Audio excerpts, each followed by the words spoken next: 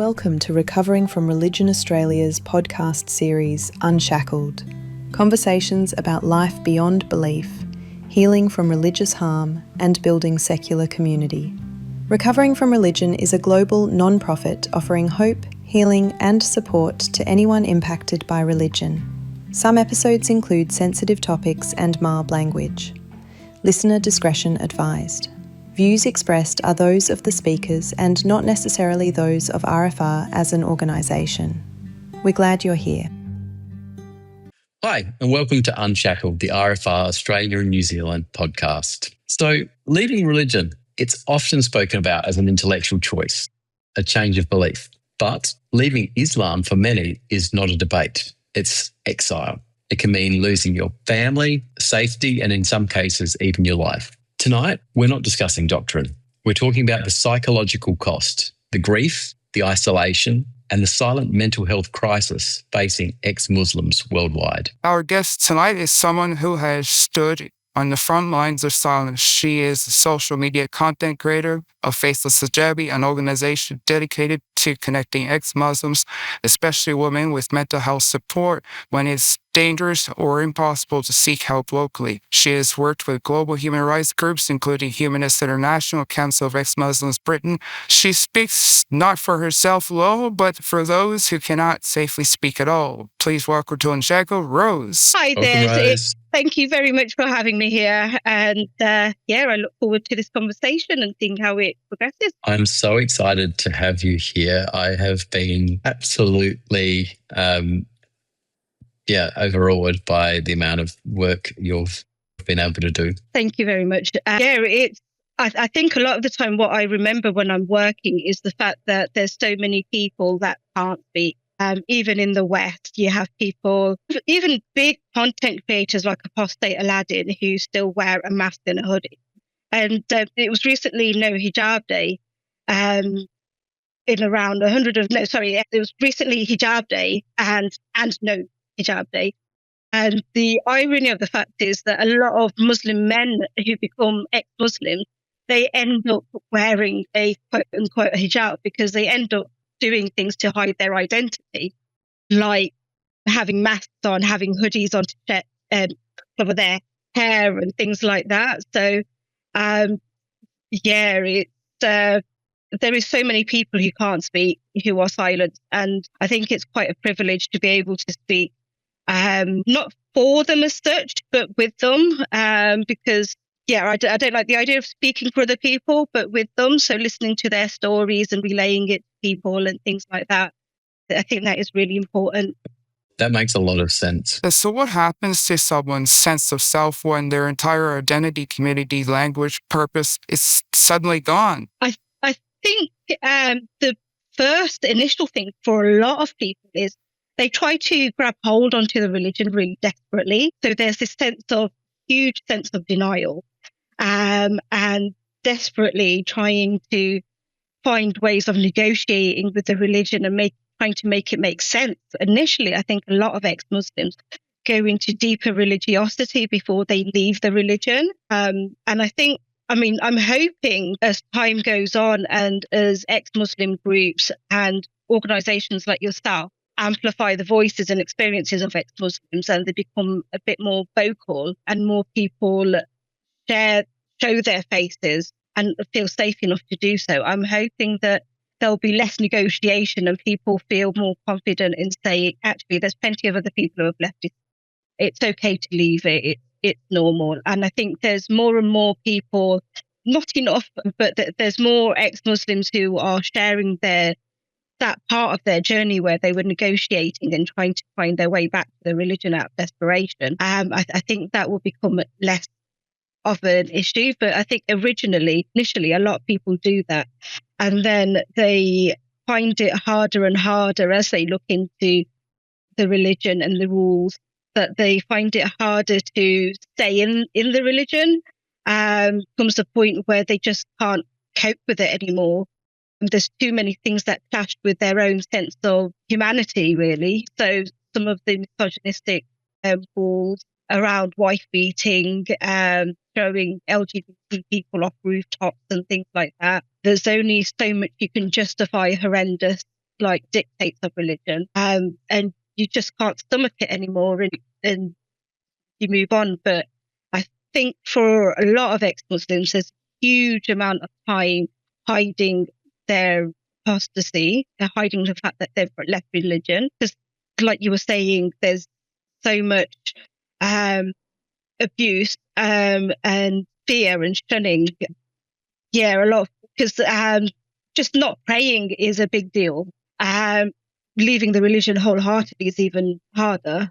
Can I just pick up on a couple of points that you mentioned there, Rose? You mentioned the fear there, what people would do out of fear. So are you saying that many would be staying silent about their feelings because of fear of being found out? How would that work? How does that work? It depends where you are in the world. So if you're in an Islamic country like Egypt or Saudi Arabia or somewhere like that, there's a very real chance that you will be taken to some sort of conversion therapy for religious belief. So things like in Afghanistan, for example, the new rulings that the Taliban have released is that if a woman is found to be an apostate or believed to be an apostate, she will have something like 10 lashes a day until she reconverts. And then there's other countries where in places like Somalia, you're put into conversion therapy with the sheikh, where they, do a lot of people don't always make it out alive from that conversion therapy. In the case of Sharif Gaber, the Egyptian ex-Muslim, he's again in prison, but previously when he was in prison and able to talk about his experience, they just treated him like he was mentally deficient because he'd left Islam, and tries all sorts of like torture techniques and things like that to make him return back to the religion. And I think in Saudi Arabia, it's termed as a terrorist act and a mental illness as well. It's a bit like how homosexuality, until I believe in the 1990s, it was deemed a mental illness. It's only recently been changed, which is absolutely messed up. Nobody seems that in terms of apostasy for ex-Muslims, there's not the same groundswell of opposition to these like practices and things like that, or recognition that they happen. So many people don't know just how desperately horrendous the situation is for ex-Muslims. I was with I'd visited a friend in London, and it was quite funny because there was a Hindu convert there. There was two ex-Muslims. One of us, well, that was me. I'm very much an atheist and practical and rational and things like that, and into science. And the other one's more into spirituality. They might even go into Hinduism, so it's very different. And then there was a Muslim there, and another person who I don't think they give a toss about religion, and I don't think it affects them at all. And one of the first conversations was, "Oh yeah, how is it to be Muslim? You're Muslim, right?" And I'm like, "No." Because I'm from Bangladesh, they just assume that I'm Muslim. And this is a conversation I have too often, is that as soon as somebody hears that you have a Muslim name, obviously Veiled Rose is not my real name, because, yep. But as soon as they hear you have a Muslim name and you're from a Muslim majority country, they just assume you're Muslim. And if you're not, they believe that they have the automatic right to ask you why you're not Muslim. So it's like I was speaking to my other half, and I was saying, you never get asked why, you never get assumed that you're a Christian. And when you tell people you're not that they ever get to that point, people don't have to explain why you're not a Christian, do you? So why the hell do I have to do the same thing and go through that little bit of trauma? Oh, not that I go through that trauma, because this is my job, and well, not my job, but this is what I do, anyway. But yeah, it's just one of those unfathomable things. So when I explained why it's dangerous to not talk about it, and that I don't usually talk about like being an ex-Muslim, unless it's for unless I'm around other activists, or in a safe place, like with friends that I know that I can trust. I don't openly just go around saying it, even in the West, even in the UK, we don't just go around saying it to other Muslims or just in general conversation. And I explained the apostasy laws, like in roughly 12 countries in the world, you can be put to death by the state for leaving religion. And that it was 13, has that changed? Sorry to interrupt. Yeah. Oh no, it's okay. Yes, I think, I believe it's either Sudan or Somalia dropped it. But yes, they say, well, the best bet is to say at least 10 countries for definite. Yeah. So, yeah, and they were just really shocked. They were really surprised. They had no idea. And I think that boils down to the other thing in the West. I think we have a really short-term memory about how toxic religion is, because we've been, the people who came before us, activists like ourselves who came before us, did such a damn good job of like instilling secular pride and secularism, that we've forgotten as a general population, and that just how dangerous and vile religions are, and that they don't, they don't take too kindly to blasphemy in religions and things like that. And they're not a personal relationship with God. Religions have never been a personal relationship with God. They are sort of like more political, more about controlling women and making sure the family is intact and things like that. But for some reason, for some bizarre reason, we think it's a personal thing, relationship with God, but it's not. And that's my rant anyway. No, I got a lot out of that. It goes right down to the foundations of well beyond belief, right into identity. And we know that so many people, when they do leave religions or cults, places that they've been harmed by belief systems, that it's not only a grief process that they're grieving their God or their former belief. It really goes in right through to grieving family, grieving community. Is that something that you can talk about? I suppose. Or speak to? Yes.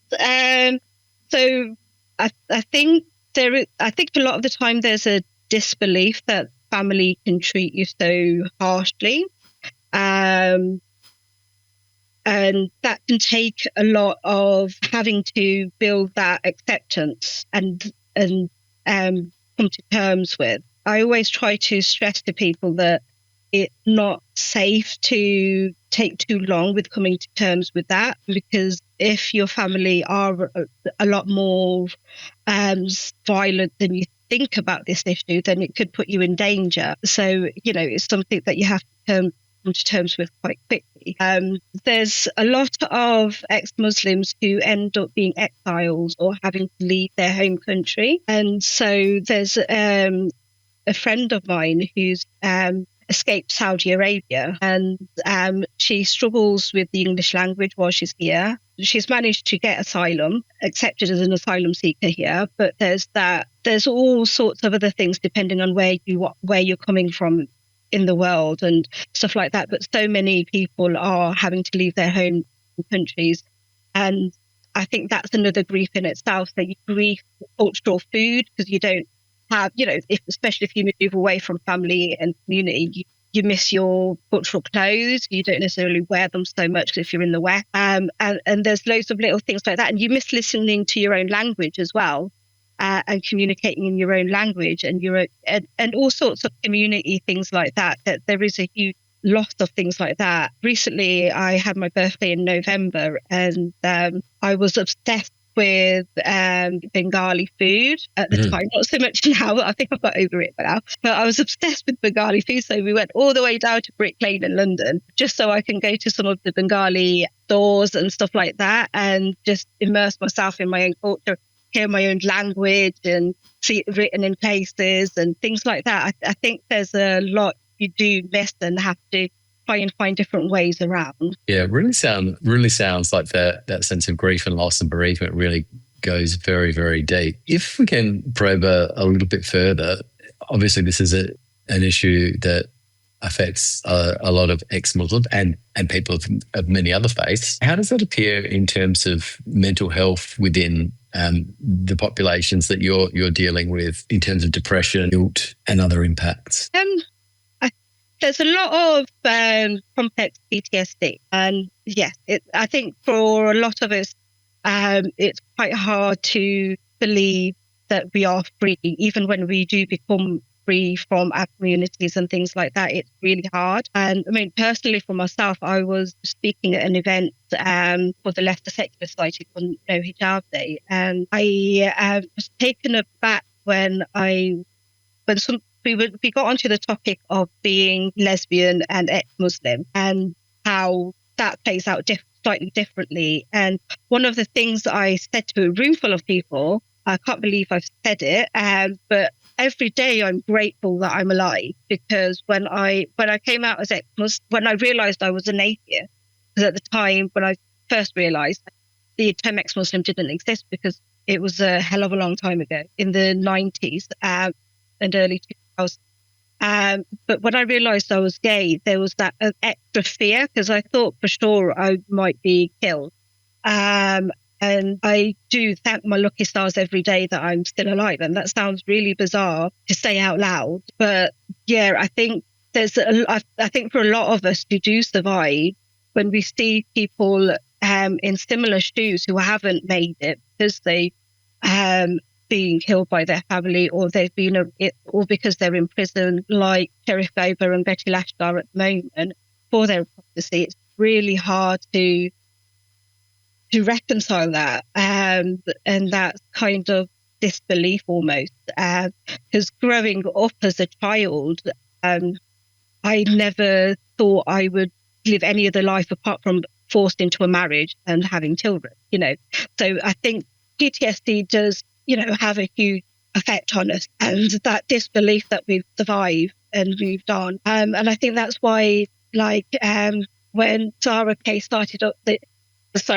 the mental health program through Faithless Hijabi, I think that was such a lifeline for so many ex-Muslims. And I think also just hearing when she first started Faithless Hijabi, it was about storytelling and hearing about how ex-Muslims have not just come out the other end, they've survived and they're living really well and thriving in life afterwards. That was such a big game changer, because there is so much doom and gloom and so much fear and stuff like that. But we fight and we leave Islam so we can live. And I think knowing that other people do manage it is really important, because too often we're putting our safety before anything else, which we should do. But I think also we have to be a bit combative to make sure that we can carry on living and making sure that we're visible. That's a really, really good point. It's a really important point, isn't it? It goes far beyond surviving. It was really interesting there that you said that Faithless Hijabi really emphasises that culturally aware, very secular form of therapy. I know that religious trauma is an emerging field within the sector. What, for the ex-Muslim community, does that particularly look like?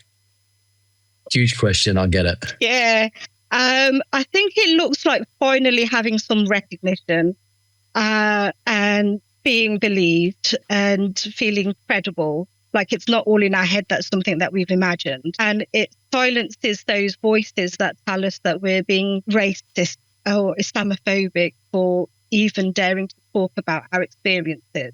So, yeah, it's massively important. And I think as well, it's just so important for people to realise what I was saying earlier, that religion isn't a personal issue. It's not a relationship between you and your God and singing Kumbaya or some stuff like that. It's actually a huge load of dictates of telling you, like in Islam, it just creeps into every aspect of your life. But everything that you do, it's supposed to be like ritualized. So when you're eating, you're supposed to read a prayer. When you're having a shower, when you're having like bedtime with your other half, you're supposed to say a prayer. When you go to the bathroom, you're supposed to say a prayer.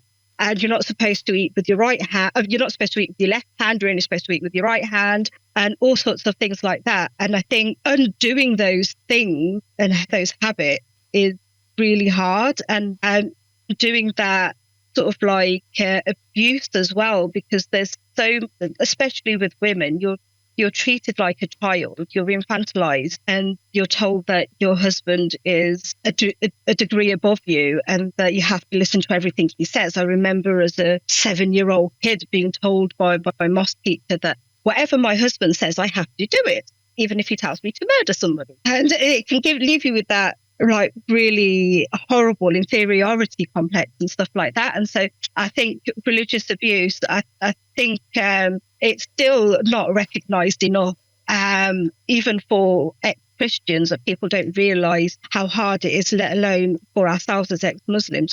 There's so much work that needs to be done in recognizing religious abuse and how different it is. And it, at the end of the day, it's like, it is literally being in an abusive relationship with a spy daddy that you can't see, but the fear that is entrenched in you of hell and things like that is so very real. It really can show up in your nervous system, things like that. And it's nowhere near recognized at all. Yeah, absolutely. It's an entrenched system of control.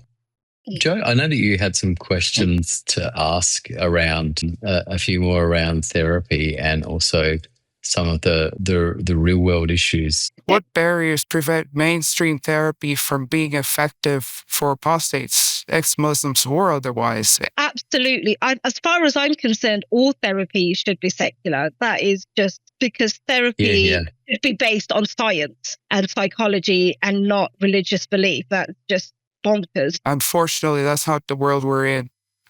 Absolutely agreed, and that's very true. But I think all therapies should be that way. And yet, I recognise that's not the case. Do you think government should fund secular mental health programs specifically for those escaping religion? Yes, absolutely. The question that I think without a doubt, and I think it's bizarre that we have non-secular things like therapy, religious therapy, which is completely bonkers, but also all public services should ideally be secular, because that way it's grounded in reality and science and evidence-based things, because, it's just absolutely crazy. In terms of barriers that ex-Muslims face, when it comes to accessing things like therapy and public services, I think one of the barriers is the ignorance around apostaphobia and what apostasy even is, because a lot of people don't even know what apostasy is, and that it's actually a big deal. Tell us what apostasy is. It's basically leaving a religion. So whatever religion somebody happens to be in, whether they're born into it or convert to it, to leave it and say, actually, this is a load of rubbish. I don't believe in it anymore. I don't want to follow the practices, or go to the places of worship and things like that, is just moving away. But the problem with that, especially in Islamic nations or in high control religions, is that there's so much hatred of apostates, what we call apostaphobia. I try to coin that term. Quite proud of the work that I've done with Faithless Hijabi when we've worked within the Coalition for Ex-Muslims International, because recently we had a campaign for apostaphobia, trying to put it on the map. And before we did that campaign, when I put into Google apostaphobia, it kept telling me about apostrophobia and other phobias, but anything but apostaphobia, it just didn't exist in the diction. But more recently, when I looked it up, it was there. And I was like, oh, that's our work. And it mentioned ex-Muslims working on it and stuff like that. So I was speaking to an ex-Muslim from Saudi Arabia, and she was in an asylum hotel. Not that I call it a hotel, but let's not go into that. And they disclosed that they were an ex-Muslim. Somebody just asked, why aren't you praying or something? And they were like, oh, I don't believe in Allah and stuff like that. And the Muslim people around her just got really vicious towards her. Then on, she's not mentioning it unless she knows somebody is an ex-Muslim themselves. She just won't mention it. And that's in the West after she's left Saudi Arabia and gone through all that sort of crap over there. So, yeah, I think there is this real ignorance around apostasy laws, because I don't know if I mentioned before when I was talking about when I'd visited the friends and one of them was a Hindu convert, and that they had no idea about apostasy laws and apostaphobia and things like that. They had no idea you could be killed for leaving, sentenced to death for leaving Islam. It was completely mind-blowing to them that was the thing that happened. And I think even in public services in the UK and in places like America, it's the same. There's just this complete disbelief, because thinking badly of Islam, oh, you're an Islamophobe. And people aren't recognizing the fact that just how dangerous it is. And there was a good example. So there was a case of Mahad Olad. He's an ex-Muslim and an LGBT activist in his local college. This was a few years ago. And his parents found out that he was an ex-Muslim and he was gay. And so they tricked him into going to Somalia, and they were going to put him through conversion therapy for both leaving Islam and leaving being gay. And luckily, he managed to escape while he was in Somalia. He rang up some people he knew in ex-Muslims of North America, and they managed to get him in touch with local contacts they had there, and he managed to get back to the US. But there have been times where ex-Muslims have been told by therapists or teachers and stuff like that to disclose that the fact that they're gay or that they've left Islam, and it'd be fine because your family loves you. And it's just such dangerous advice to give, and so clueless as well. And it gets really tiring having to do that. I was in a charity, working for a charity, and they have an LGBT group. And the organizer in my branch of it was saying, "Oh, just tell your parents you're gay. What's the big deal?"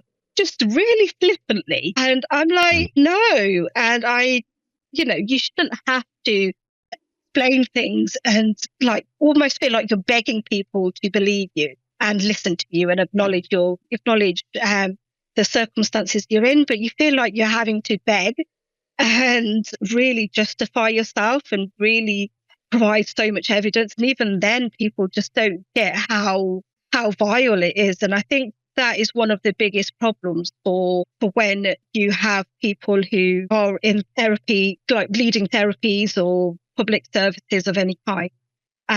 That's why you need this secular, but not just secular, but you have to have people who are aware of the dangers of religions. And well, this is why Faisal Sajabi focuses on therapists who are themselves ex-Muslims. Absolutely. And it's really helpful when we have access and we're able to provide language like therapists who speak in like Arabic and Farsi and the languages that people actually emotionally like talk in as well, and their own languages, because it's just really hard to get that support. And I think that there was the case of Sarah Hegacy, who had managed to leave Egypt after all of the abuse that she went through for having a gay pride flag at a concert. And the world let her down basically, and she couldn't cope with it, and she ended up committing suicide. And I think that was one of the key. Remember? Zara. She was such a good person. Did you get to meet her and things? I didn't get to meet her, but we have spoke, yeah. Oh, okay. And yeah, I think I didn't know about her situation until a few years later. But yeah, that is not something that should be happening. And I think it's quite befitting that so many years later that me as a lesbian ex-Muslim, I'm working for the program, and, it's kind of full circle and hopefully helping a lot of people. But many years, the people, I think it's something like 50%, give or take a few percentages of the people that we support with the mental health program are actually LGBT. So it shows that Zara's founding mission or whatever, like founding, I can't find the word, but founding reason for Spark for doing the program is something that's actually come to be. Yeah. You okay? Yeah. It's just thinking about Sarah. Take a moment. It gets really hard. I wasn't expecting that, that's all. I'm sorry. But remember when I became a Muslim and then I quit being a Muslim? You were good. Yeah, I don't know if she's told you, Chris, but she went through a phase where I need to know more about this. Do you want to tell the story? It's really funny. I think she was trying to go through all the religions, but Yes, I wanted to be an apostate in all the religions. My Muslim neighbors, I said the Shahada. I had 3 male witnesses to witness the Shahada. I went to mosque. Yeah, and then a few days later, I'm going, I'm good now. Evocative to the end. This doesn't surprise me one little bit. I'm not surprised. I tried to. They wouldn't allow me to film me taking the Shahada. It was the only condition. They said no. Damn it. Right? Because I wanted to post it, right? And I can't be really come an ex-Jew because, I do have some Jewish heritage, so that's culturally, I can't just get rid of that. But ex-Christians, ex-Wiccan, and a whole bunch of... Oh, gosh, See, it would... none of... And luckily, I'm not ex-breathing. No. Well, I was about to say that with all the reasons for you to be fearful about your security currently in this country, you've adding a few more. Not surprised. I've really angered the Iranian government. But over the last 5 years, Saudi government has labeled me a terrorist of the state. Who else can I upset? India? You're banned in India? I am banned in India. What did you do? I don't know about Bangladesh yet, but probably Is it just because you eat beef? No. I was part of something that really pissed off the Hindutva, and so I got FRIs against me, and the Supreme Court of India was involved over Twitter accounts, and it was just Google the hashtag sexy Kali. Okay, I will do that.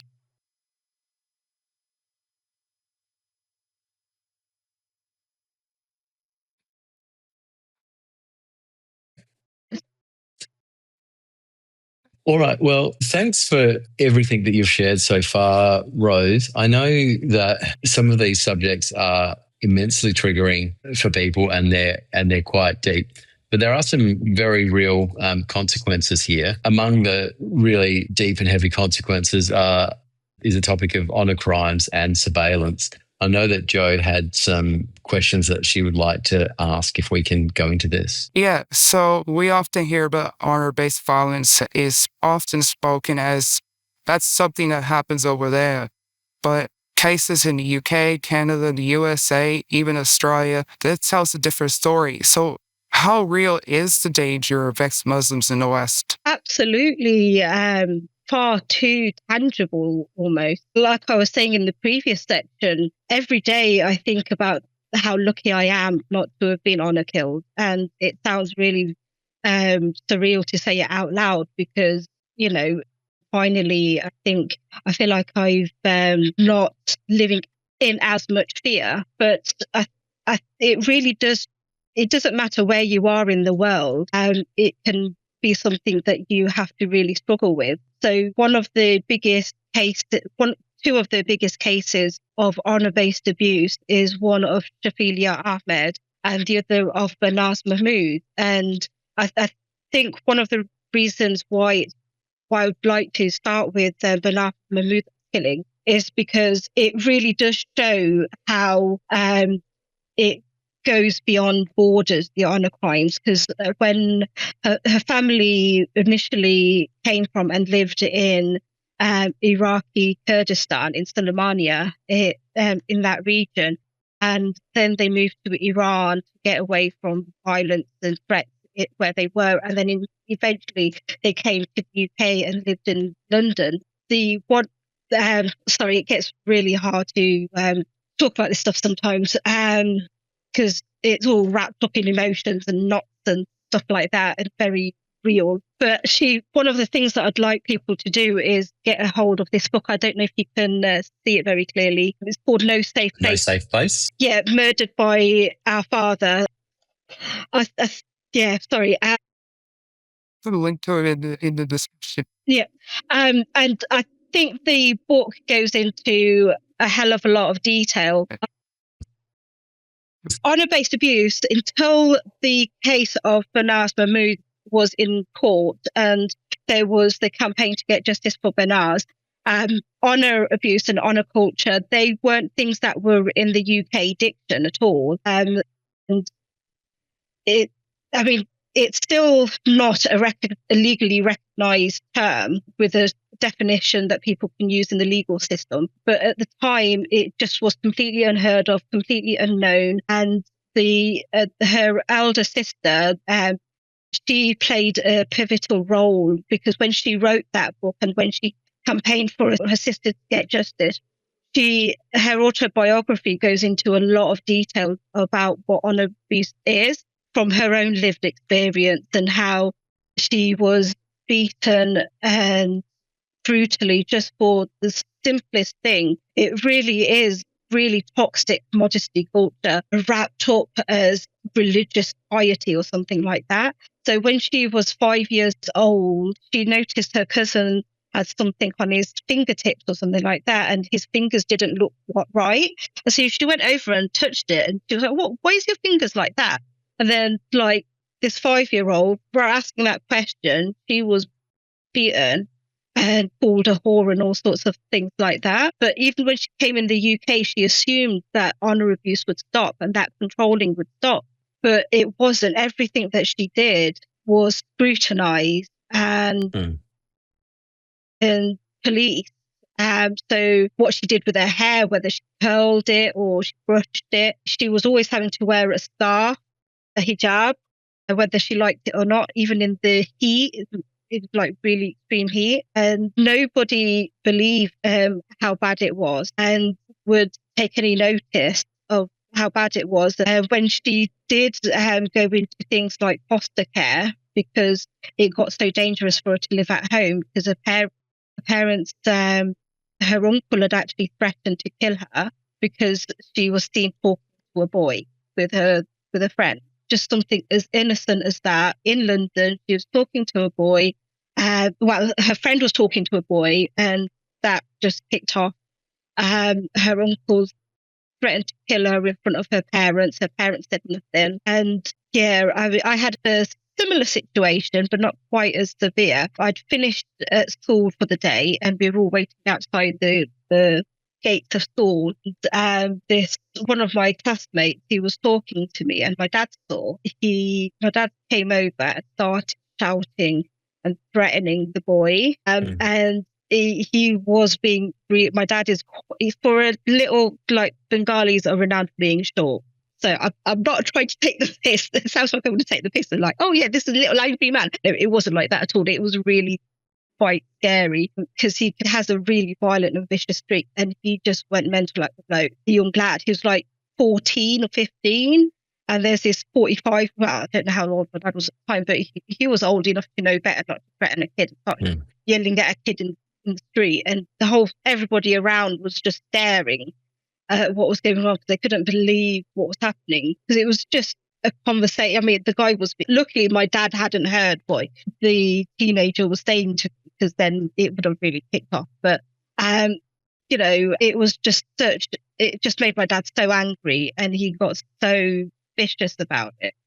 And he was screaming that much that the young lad looked physically terrified, and everybody was really stunned and stuff like that. And that's just for having a conversation with a boy. There's that sort of level of control at every level, like from what you wear to how you even look at somebody. Sometimes you don't even have to speak to a boy. Sometimes it can just be the fact that you're staring in the same direction, and it can really sort of like mess with your head. But yeah, never mind choosing your own partner and living your own life. You're not even supposed to talk to boys that aren't in your family. So yeah, but I think the other thing as well is a lot of the time family will cover up for the honor abuse. So in the case of Banaz, there was about 50 members of her community who gave. They made a movie of her, didn't they? They did, yes. It's called Honor, and I still haven't watched it to this day. I think because I've done that, it's just too close to home, and I've read that much on it. Seeing it actually played out, I think that would be too much for me. But yeah, it was. I believe it might still be on Netflix, and it had millions of views when it aired. There was a lot of interest in it, and I think as well, recently I was looking through social media, and there were these comments from young girls who said that when they approached the police and so on about their situation of honour abuse, initially they didn't believe them and didn't take any action. And then they mentioned what happened to Bernard. And that actually got the police moving and thinking about helping them. Without that, it just wouldn't have happened. And I think the reason why I brought up the issue of the community and families covering for such abuse is because what her sister did was spectacular, because she gave testimony that helped put her father and her uncle and her sister's killers in prison. And she's still in hiding today because of the threats from her community. And I think, like a lot of things that go on, a lot of the rights that we have today, they're because of unsung heroes like that who are forgotten. And she is largely not talked about in a lot of space, in any space, really. And I think part of that is probably to keep her safe and to keep the attention off her. But I think, it's just, there were 50 people who came to the police and gave misleading information to thwart the investigation into her death. And in terms of Shafilia Ahmed, her mum and her dad actually killed Shafilia in front of her younger brother and sister. And that was in the UK as well, up north in our country. And luckily, again, one of her sisters, Shafilia's sister, came forward and gave evidence and got the case seen to. But it took almost 11 years for that to come to court, Shafilia's case to come to court, and for her parents to be put in prison. And that almost didn't come to light because her family didn't report her missing after she'd been killed. It was a teacher that raised the alarm bell, and her body wasn't found for a year. It washed up in a river and it was found that way, a few miles away. So I think it's really quite frightening to think about how much this is going on and not known about, because 10 people were arrested and then released because there wasn't enough evidence for covering up Shafilia's murder. Yeah. And sorry. So do you reckon that honor threats often go unprotected due to cultural sensitivity, like even since that case? Absolutely, yes. I think there's still a lot of having to plead and justify and beg for people to recognise what dangers you're in. And you really have to be able to advocate for yourself. In 2007 and in other times as well, when I've reported similar things going on, either with me or a family member, it's just been really hard to get that support. I had to ring up for a family member who was in a domestic violence situation, and it was really severe, and the police didn't get back to us for about a week. So, a lot can happen in a week. And, this was only a few years ago that I reported this. Unfortunately, they've gone back to that situation that they were in, that I was trying to help get back out, because there was so much family pressure and community pressure for them to go back, even though the person who was fleeing that honour-based abuse and threats had been quite vocal about how severe it was. People like my aunt and biological aunt, but aunt, told her to go back because it's her duty to go back home. The severity even now is still quite shocking, and I think it's really important that we keep having these conversations, even if they're really painful and difficult, and making sure that we challenge the root of the cause as well, the religious roots of the cause as well, not just the actions themselves. Because a lot of them are rooted in like, oh, God knows best, rubbish like that. And, it's just absolutely crucial that we do that. I know we're talking about what's happening in the West and how bad it can be in the West, but I think it's really important that people talk about what's happening in Iran at the moment, because the mass murder happening of Iranians for wanting, not necessarily being against Islam full stop, just wanting to be free. They're happy for people to believe what they like. They just don't want to have to live with religious morality police and things like that. And it's criminal how sort of like far the regime has gone. The mortuaries are running out of body bags.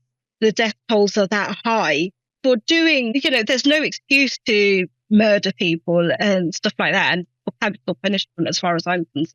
But to know that it's for simple things like showing a bit of hair or having a bit of a dance and a bit of a protest or something like that, that makes it even more criminal as far as I'm concerned. In not too far in Rojava, the northeast part of Syria, where women have successfully fought over the years against ISIS and made ISIS, fall back and go into almost nothingness in a lot of cases. Well, there's a whole regiment of basically just female Kurdish fighters. Yes, absolutely. They've, over the years, they've saved the world from ISIS. He's putting it bluntly, but it's the case that ISIS lost so much territory to them. And, they've just done such a humongous sort of like favor for the world. Exactly. But now with the new Syrian forces under Jalani, ISIS are starting to gain ground again. They've been the Kurdish women fighters and the SDF, I believe it is. They've had ISIS prisoners in these prisons, and they've been protecting those prisons so they can't get out and things like that. But with the new Syrian forces, they've actually been let loose. A lot of the ISIS fighters have been let loose. And so the fighting that's going on, it's just really quite frightening what's happening. And I was on a call to raise solidarity and try and see what we can do to support them. I'll try and see if I can find the YouTube link for that. But if people, it's just so important that we all talk about what's happening and raise awareness and try to get our MPs to support the Kurdish women, because we do not want ISIS in Europe and beyond. We don't want them anywhere. But yeah, because what the Kurdish women had done is not only have they got rid of ISIS in their areas over the last few years, they've also got rid of Sharia councils, and instead every single council body has had one woman and one man to have equal representation of the two. And things like that. They've abolished things like the Sharia laws about allowing child marriage and polygamy. They've been completely gone as well.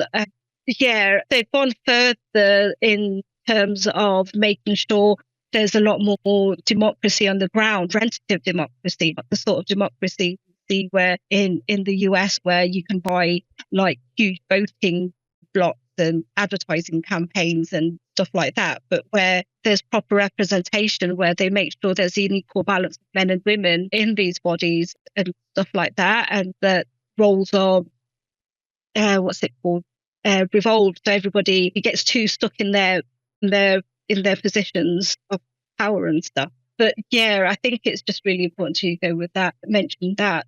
I noticed you had some questions about how secular allies can help support us and things.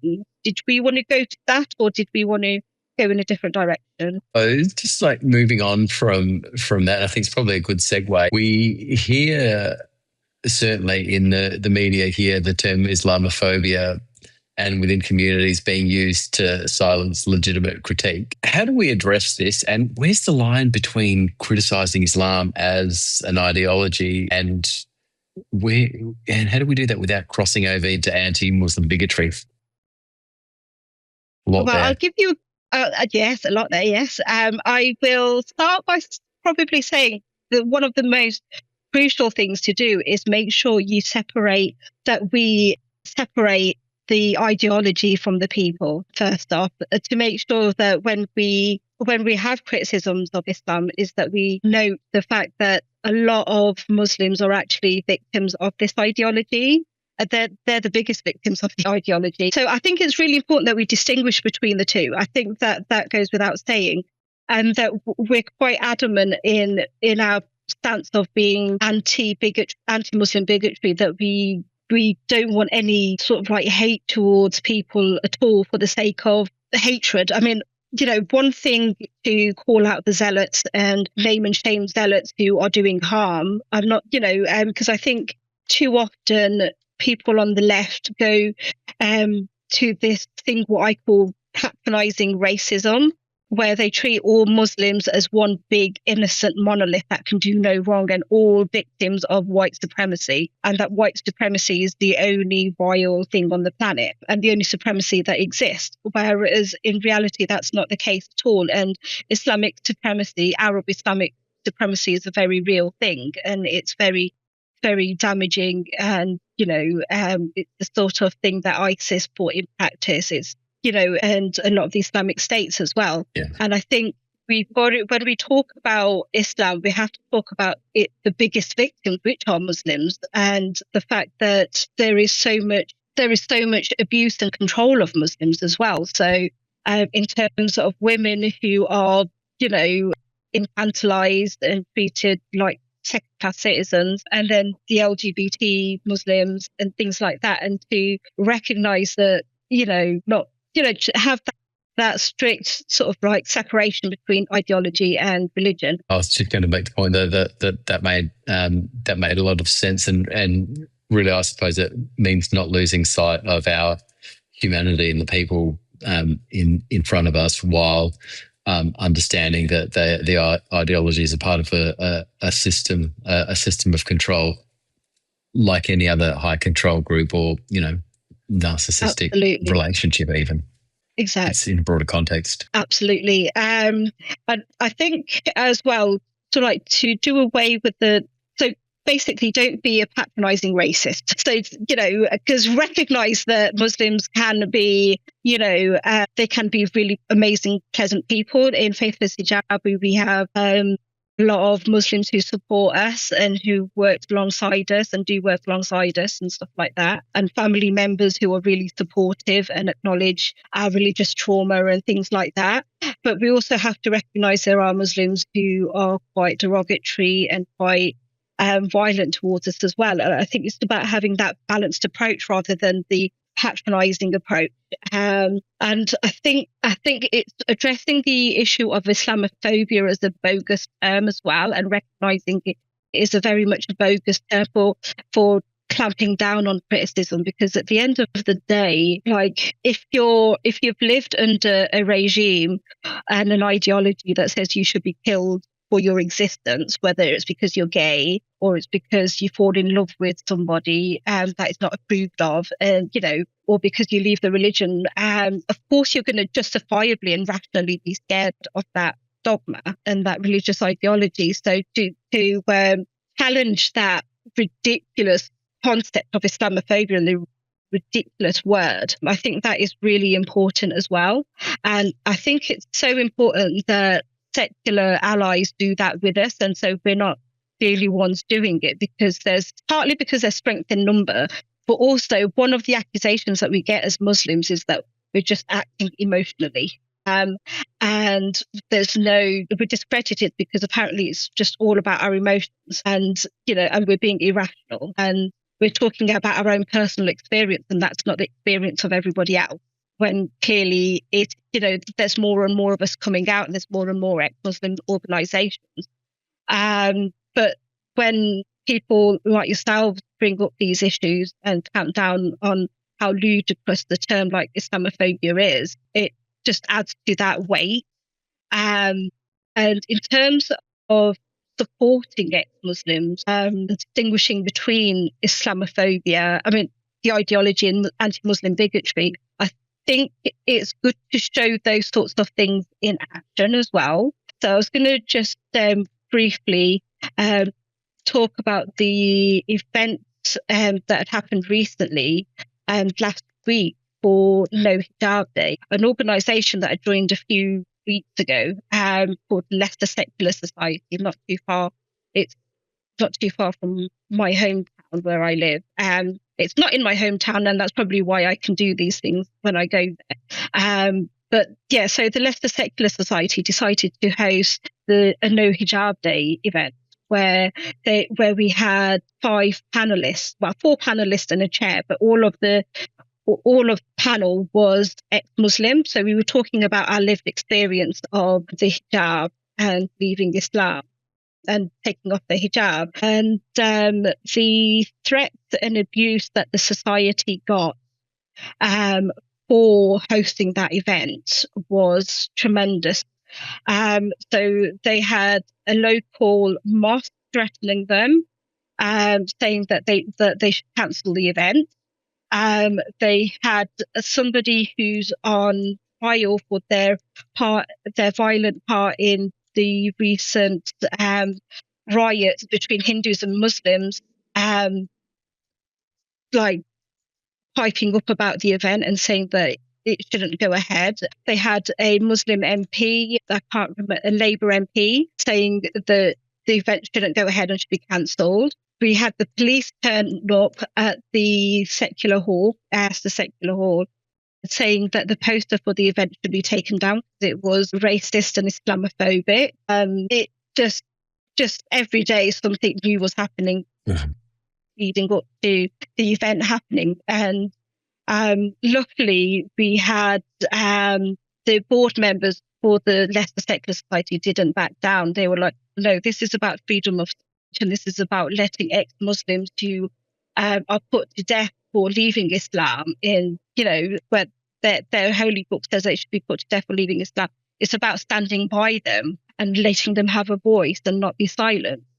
And so it's very practical things like, just making sure people are aware of how much violence and silencing that we face and stand with us.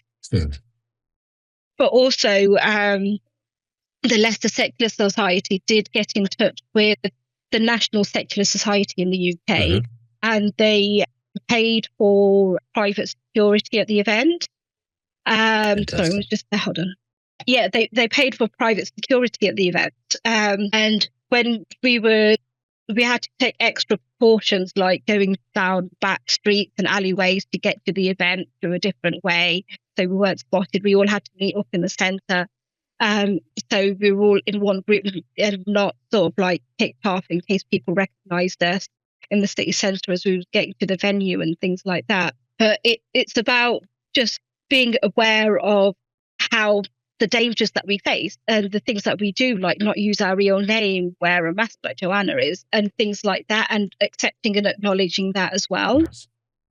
And just being very vocal and not backing down, while still being, reasonably sensible, but making sure that people work together as well.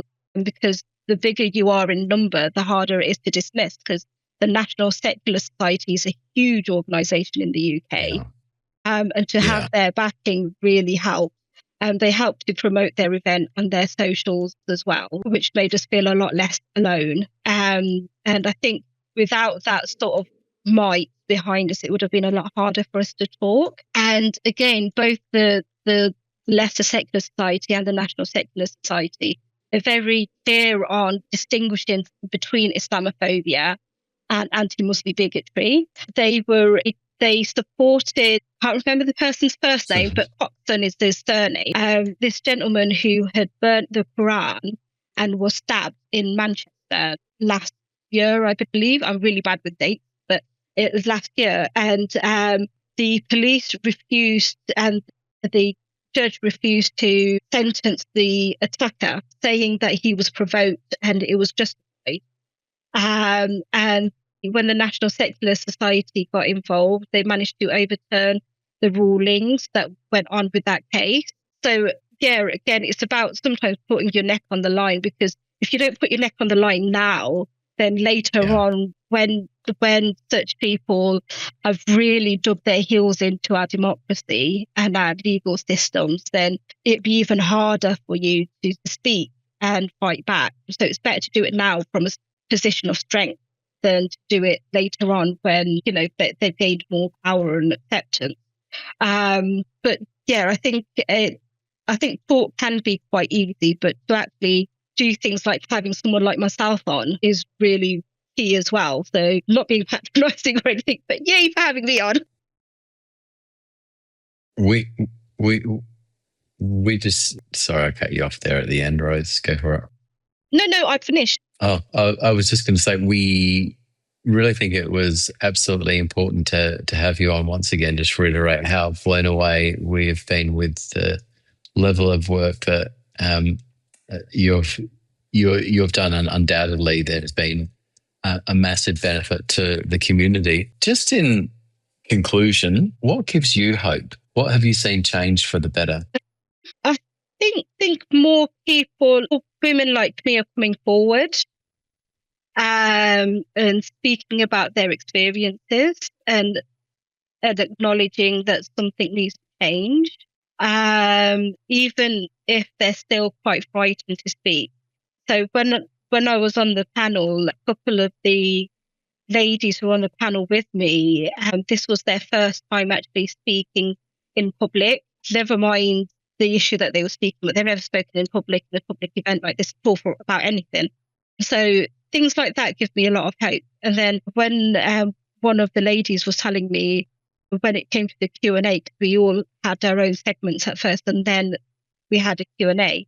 And during the Q&A at the beginning, one of the lady who was sitting next to me, she was like, "You and Aaliyah, one of the other ladies, you need to take the front spot on this because you guys are like senior ones." And I was like, "No, darling, we all need to speak up and your voice is really important." Good on her. She did actually contribute to the Q&A and things like that. But I think seeing more and more people speak out, and even if it is with masks on and things like that, I think when I was a kid and growing up in the 80s and the 90s, there was no such thing as like an atheist Muslim or an ex-Muslim or anything like that. There was no community to speak of, and there's beginning to be a lot more of a community. So yeah, that does give me a lot of hope, and people like yourselves as well doing the excellent work you're doing and offering support that you give out as well. And we're starting to have more practical things being done as well. So what some of the work that Faith as Hijabi does is talking to MPs and things like that when we get access about the plight of ex-Muslims. So yeah, it can feel really slow and frustrating, but I think things are happening. Absolutely, it's really clear that things are absolutely happening and have changed. I really picked up on that point around community, how important it is that there is that community, and we're just glad that you're there and really at the forefront of trying to bring it together. And I think it's really important that organisations are supported really at that grassroots level. Absolutely. You know, we often hear imams say that there's no such thing as an ex-Muslim, or far-right evangelical Christians saying once a Muslim, always a Muslim. How damaging is that when both sides deny apostates to humanity? And how can ex-Muslims reclaim that narrative and control from both? I think that is becoming more and more absurd a thing to hear. I think even the imams are having to face the fact that we are leaving and that we are creating a noise. I think ex-Muslims of North America over the last few years have found clips and published clips of imams saying that there's a tsunami of ex-Muslims, and people like Zakir Naik and people like that are having conversations about the horrendous issue of apostates in places like Saudi Arabia as well, which gives me a lot of hope actually. And in Pakistan a few years ago, there were these imams crying on national TV saying that people are leaving Islam and cursing the Prophet.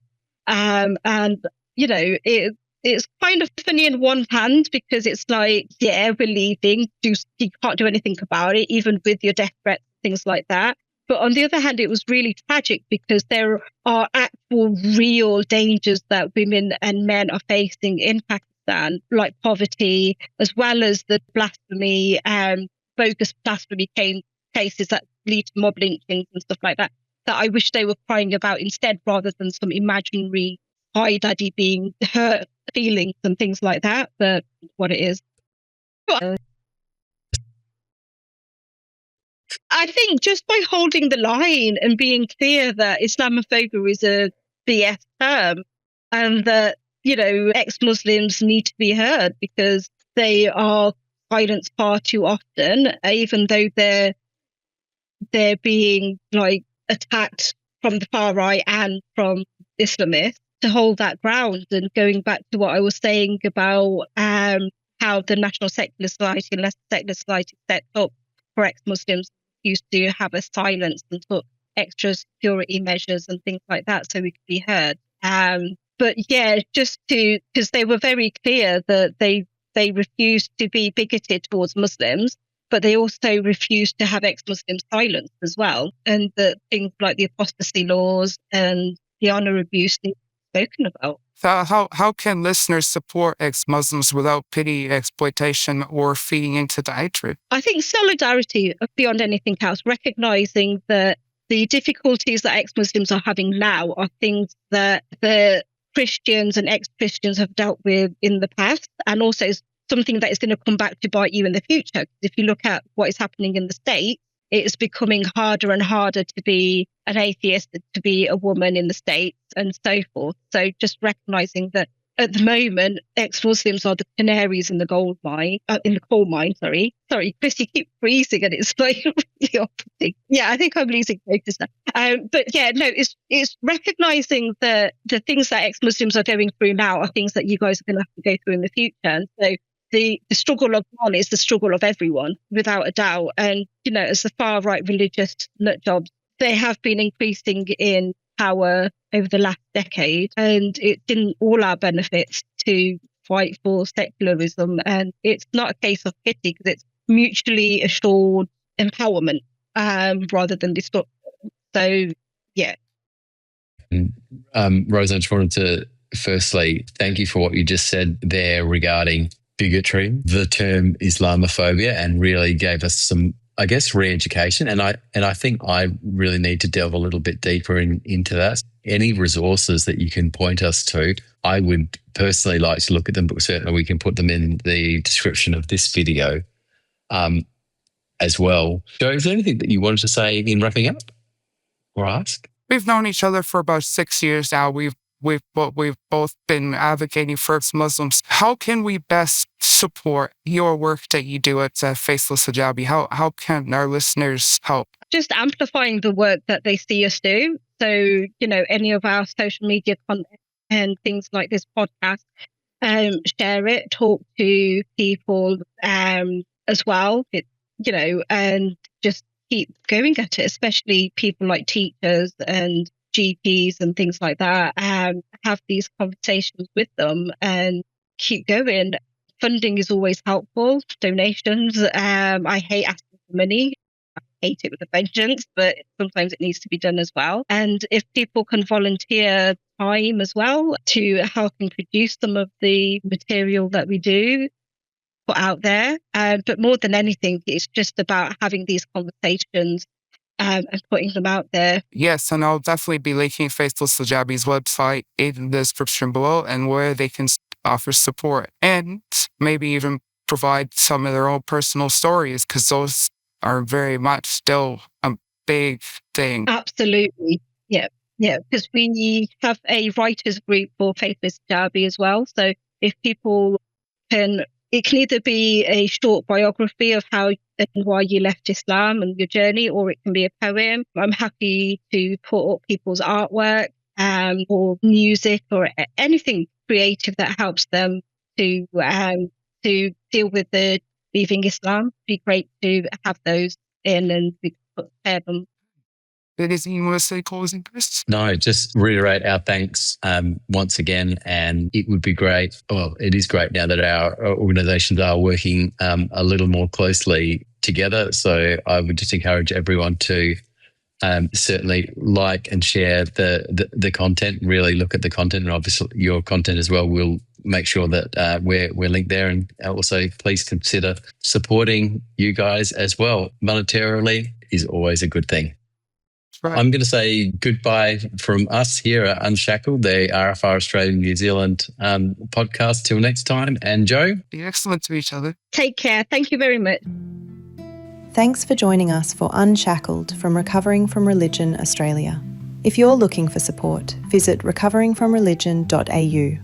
There you'll find a resources library on deconversion, religious trauma and more, our blog, other podcasts and RFRX talks, a 24/7 helpline by phone or live chat with trained volunteers, support groups online and in person in some locations, and the Secular Therapy Project, vetted secular clinicians.